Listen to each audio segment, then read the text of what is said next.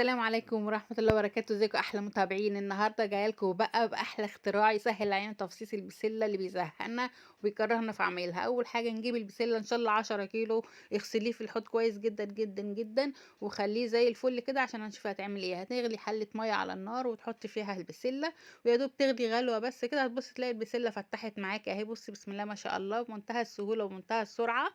هتروحي جايه بعد كده اخده الحله اللي فيها البسله دي ودلقاها في الحوض، وطبعا فاتحه الحنفيه على ميه والميه نازله زي التلج اصلا من الحنفيه، فوقفت سوى البسله عشان ما تقولوش هتتهرى ولا اي حاجه. وبعد كده تروح حطها في العلبه، اي علبه عندك كده وليها غطا محكم حطيها في العلبه، اقعدي رجي رجي رجي، هتبص تلاقي البسله فصلت عن القشر بتاعها لوحدها وبمنتهى السهوله وبمنتهى البساطه.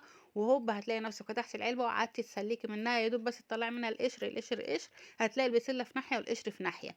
بصي كده معايا، بصي اول ما هنفتح العلبه هتلاقي البسله بصي بقت في لوحدها والقشر لوحده. بسم الله ما شاء الله، ولا سحر ولا شعوذه، منتهى السهوله ومنتهى البساطه ومنتهى السرعه.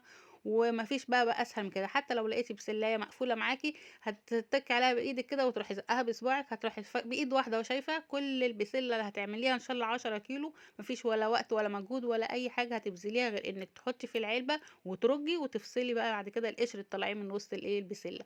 هتلاقي اهو خلصتي مهما كانت الكميه اللي انت هتعمليها، تخلصيها في منتهى السهولة والسرعة. وبالذات بالنسبة للموظفة اللي ما عندهاش وقت تيجي جري من السوق من المدرسة أو من شغلها، مش عارفة تعمل أكل ايه وبسرعة وعيالها جايين من المدرسة جعانين، تيجي وهي في جايه من السوق تروح جايبه البسله وهوب حاطه حله ميه على النار غلياها وحاطه فيها البسله، وتروح مطلعاها رجاها كده وهوب تروح مسلكه القشر من البسله. ومفيش حتى لو لقيت واحده، بصوا حتى لو واحده مقفوله اهي فتحتيها بمنتهى السهوله وزقتي البسله من جواها، ولا تلون ايديكي بقى بالخضار ولا تبهدل الدنيا ولا. بصي يا دوب بس بصي واقع من جواها البسله، واقع من جواها لوحدها اهي، والقشر لوحده والبسله لوحدها، ومفيش حاجه اسهل من كده.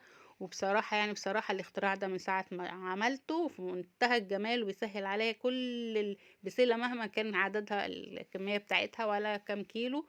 وما فيش الواحد بقاش يشيل هم حاجه دلوقتي، شيلي بسرعه بسرعه بسرعه بسرعه وخلصي كل اللي وراكي بمنتهى السهوله وبقل يعني بأقل مجهود. بصي مفيش بقى بعد كده.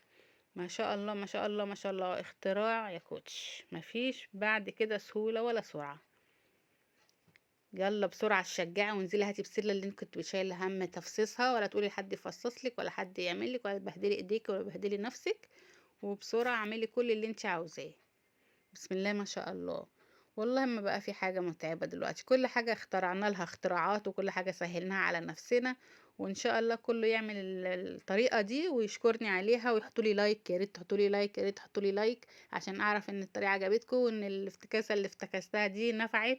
وبعد ما تخلصوا حطوا فيها تلج برضو احتياطي علشان خاطر زيادة تأكيد ان البسلة تفضل زي ما هي ماسكة نفسها، علشان خاطر تحطوها بعد كده في الفريزر تسحبوا منها بقى. ممكن تخزنوا رمضان منها من دلوقتي، الواحد بيبقى في وقت رمضان بيبقى الوقت ضيق وما عندوش وقت يعمل حاجه. بصي هتخلصي بقى كل الكميه اللي قدامك دي بمنتهى السرعه وتحطيها في ميه بالتلج، وتروحي بعد كده اخده الكميه اللي انت هتعمليها دلوقتي لو هتعمليها، او هتعبي الباقي في اكياس تاخديها بقى في وقت ما انت عاوزاها. والجزر سهل ما بياخدش سوا، حطي البسله مع الجزر، ولو عايزه تحطي معاها بطاطس وانت بتسوي تعملي تورلي، ومفيش اي حاجه هتصعب عليك الشغل. وبسرعة بص الجمال، بسم الله ما شاء الله. يا رب يكون الفيديو عجبكم، حطيتوا لايك، واشوفكم فيديو جديد مع حودتنا ان كيتشن ان شاء الله. اسيبكم بقى مع الفيديو تستمتعوا بالسرعة والسهولة دي، وتبقوا مبرقين كده زي اللوجو اللي انا حطاه ده، الايموشن اللي عمال مبرق مش مصدق اللي هو شايفه بعينيه، زي ما انا ما كنتش مصدقه ان الاختراع ده نفع. وان شاء الله مع اختراعات جديدة وافتكاسات جديدة مع حودتنا ان كيتشن. يلا صفي بقى بسرعة يلا. خلصت خلاص. انا كنت جايبه 2 كيلو ما خدوش معايا ربع ساعه. ما فيش، بص خلاص خلصنا كده. وطبعا دي كانت فيها تلج على فكره، التلج ساح. خلاص شوفوا الجمال، قشر اهو بقى لوحده والبسله لوحدها.